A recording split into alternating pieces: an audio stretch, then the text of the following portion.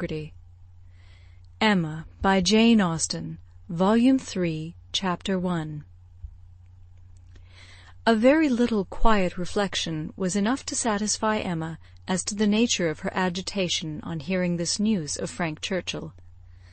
She was soon convinced that it was not for herself she was feeling at all apprehensive or embarrassed. It was for him. Her own attachment had really subsided into a mere nothing. It was not worth thinking of. But if he, who had undoubtedly been always so much the most in love of the two, were to be returning with the same warmth of sentiment which he had taken away, it would be very distressing. If a separation of 2 months should not have cooled him, there were dangers and evils before her. Caution for him and for herself would be necessary. She did not mean to have her own affections entangled again, and it would be incumbent on her to avoid any encouragement of his. She wished she might be able to keep him from an absolute declaration. That would be so very painful a conclusion of their present acquaintance, and yet she could not help rather anticipating something decisive.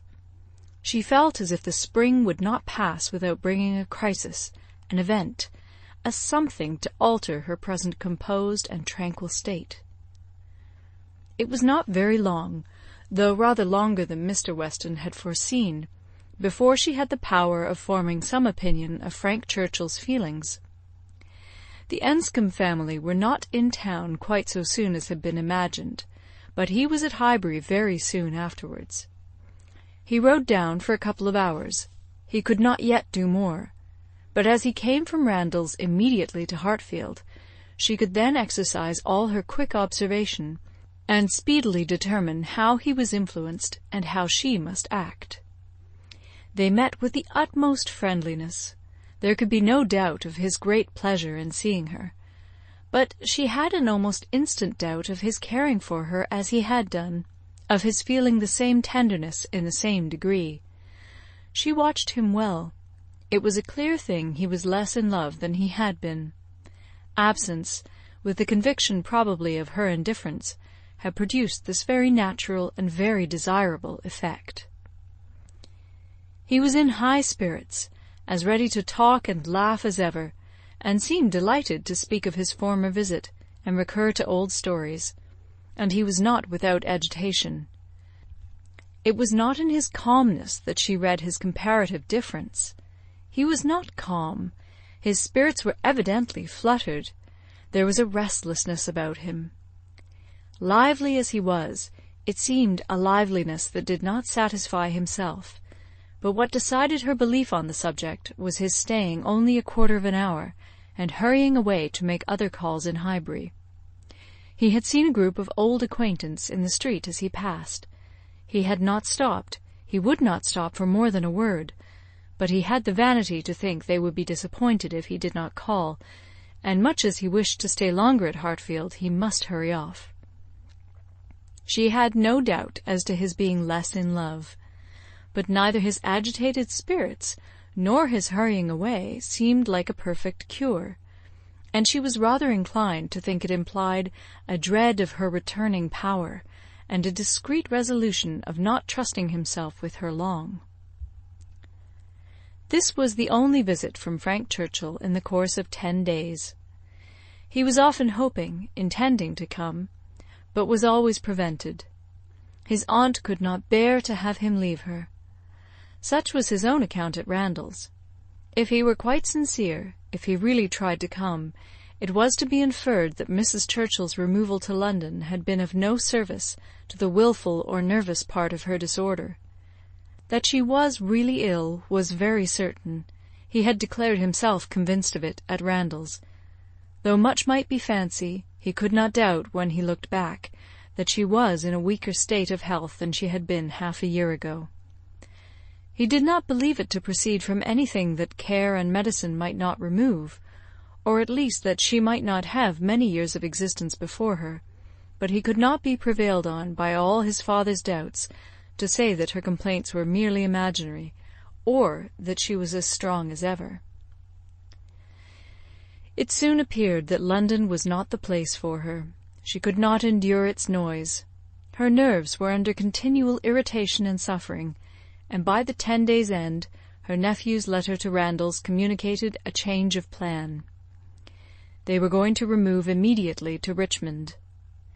Mrs. Churchill had been recommended to the medical skill of an eminent person there, and had otherwise a fancy for the place. A ready-furnished house in a favourite spot was engaged, and much benefit expected from the change. Emma heard that Frank wrote in the highest spirits of this arrangement, and seemed most fully to appreciate the blessing of having 2 months before him of such near neighbourhood to many dear friends, for the house was taken for May and June. She was told that now he wrote with the greatest confidence of being often with them, almost as often as he could even wish. Emma saw how Mr. Weston understood these joyous prospects. He was considering her as the source of all the happiness they offered. She hoped it was not so. 2 months must bring it to the proof. Mr. Weston's own happiness was indisputable. He was quite delighted. It was the very circumstance he could have wished for. Now it would be really having Frank in their neighbourhood. What were 9 miles to a young man? An hour's ride. He would be always coming over. The difference in that respect of Richmond and London was enough to make the whole difference of seeing him always and seeing him never. 16 miles, nay, 18, it must be full 18 to Manchester Street, was a serious obstacle. Were he ever able to get away, the day would be spent in coming and returning. There was no comfort in having him in London. He might as well be at Enscombe. But Richmond was the very distance for easy intercourse. Better than nearer. One good thing was immediately brought to a certainty by this removal: the ball at the Crown. It had not been forgotten before, but it had been soon acknowledged vain to attempt to fix a day. Now, however, it was absolutely to be. Every preparation was resumed, and very soon after the Churchills had removed to Richmond, a few lines from Frank, to say that his aunt felt already much better for the change, and that he had no doubt of being able to join them for 24 hours at any given time, induced them to name as early a day as possible.